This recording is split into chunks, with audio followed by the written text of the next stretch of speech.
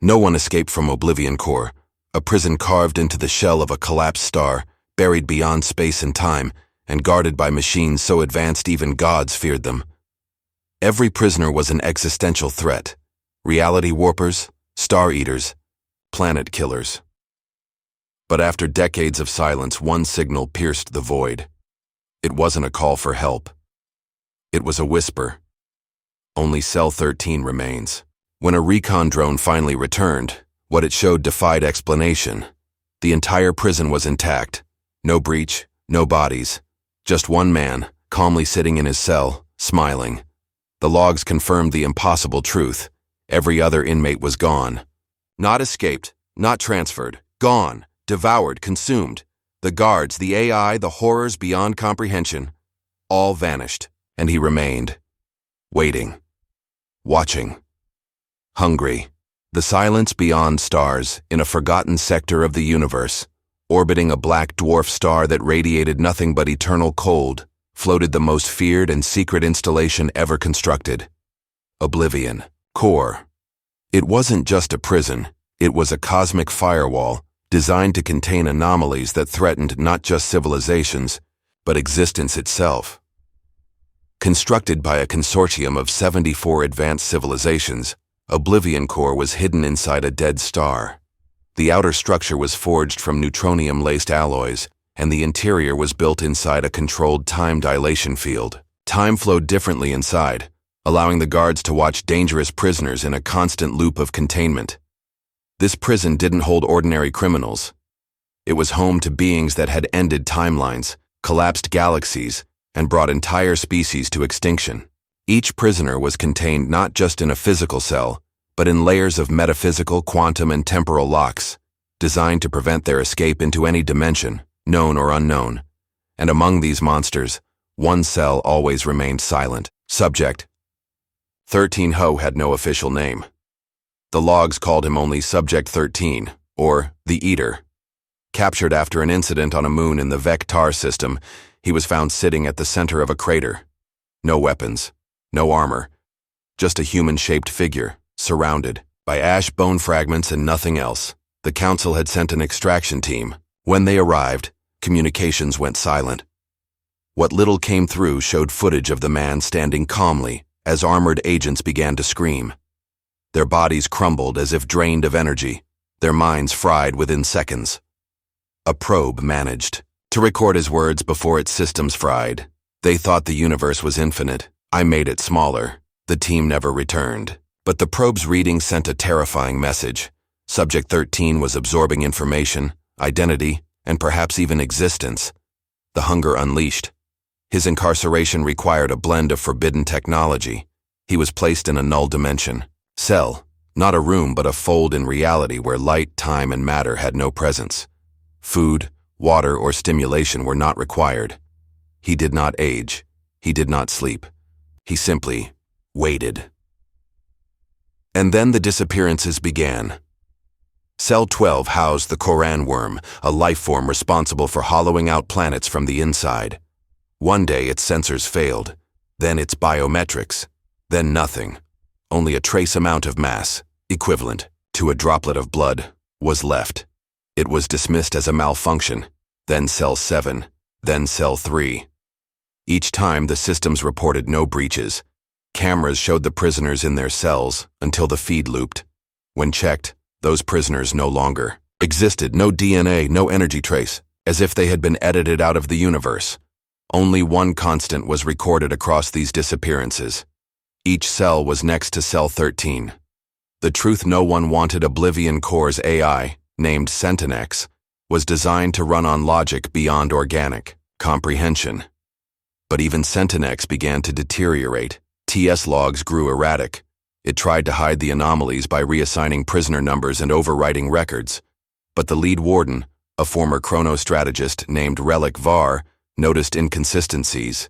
He decrypted the logs manually. What he found shattered his mind. There were originally 63 prisoners. Now, one remained. He isn't breaking out, Relic whispered before locking himself in a stasis pod. He's pulling them in. He's eating their existence. The concept was horrifying. Subject 13 didn't just consume matter, he consumed being. When he ate another prisoner, their memories, history, and even reality were integrated into himself. The records vanished. No one remembered the beings, only that something once filled those cells. The final transmission, a last-ditch effort, was made. The Galactic Council authorized a quantum recon team equipped with temporal failsafes and identity shields, devices meant to anchor consciousness even if reality itself was rewritten. They entered the core. They never returned. Only a single feed made it through the Black Dwarf's temporal field. It showed an empty prison. The cells were unoccupied, the hallways silent. No signs of struggle. Just one man, Subject 13, sitting in a featureless chamber, smiling at the camera. He lifted one hand and spoke with calm clarity. "You finally sent something that remembers. Good, you'll remember this too." Then static, no explosion, no scream, no alert, just silence.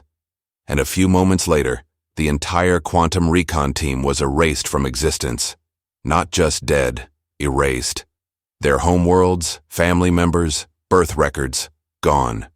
What is he, without answers?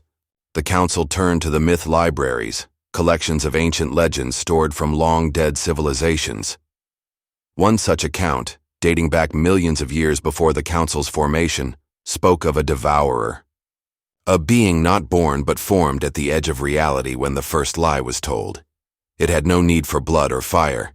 It fed on certainty, on being known, named, remembered.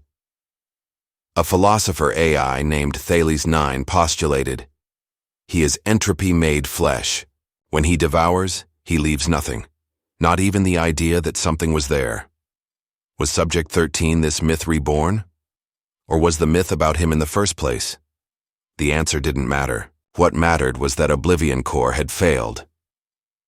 The Council's secret, the Galactic Council, did not announce the incident. Instead, they wiped all mention of Oblivion Core from their records. They passed laws forbidding exploration of the Black Dwarf system. Star charts were altered. Memory of Subject 13 was designated ultra-prohibited information. But despite their efforts, rumors spread. A pirate vessel claimed to have received a signal from inside the dead star. It contained no coordinates, just audio. "I am the last prisoner, because I was the only real one." Then the vessel vanished. Entire planets began to experience memory fractures. Small populations reporting shared dreams of a man in a cell, smiling, whispering names they didn't remember learning. The Council denied all claims, but the fear lingered. Earth's involvement. Here's where the story turns strange and personal. A linguist on Earth, Dr. Mara Jensen, discovered an ancient Sumerian tablet that described a god who consumed names and erased families. Her research connected the entity with patterns across history, sudden erasures of entire tribes, unexplained gaps in genealogies, languages that vanished without a trace. She named it the Eater. Shortly after publishing her findings, she disappeared. Her name was scrubbed from academic databases, her lab destroyed by freak magnetic interference. But one offline backup survived. Her last note read, "He's not out there, he's already been here." This would mean that Subject 13, or something like him, may have touched Earth long ago. Some even believe that humanity's instinctual fear of being forgotten is not psychological, but biological, a defense against him. What now?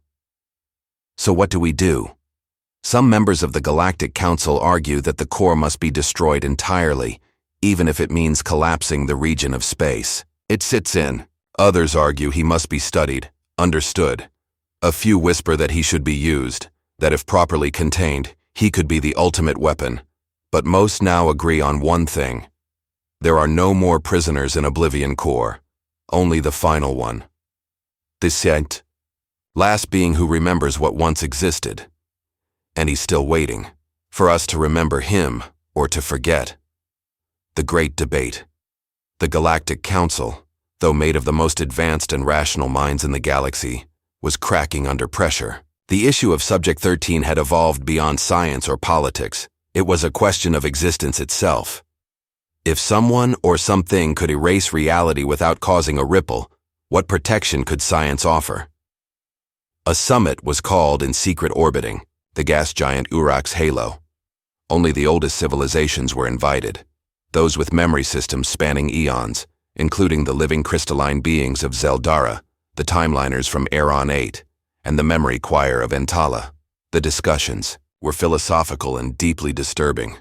"We don't know if he's a product of entropy, or its cause," spoke the lead Zeldaran speaker in resonant crystal chimes. "We can't fight him. He doesn't need to break through matter or defenses," added the Eron delegate. "He simply exists, and then others don't."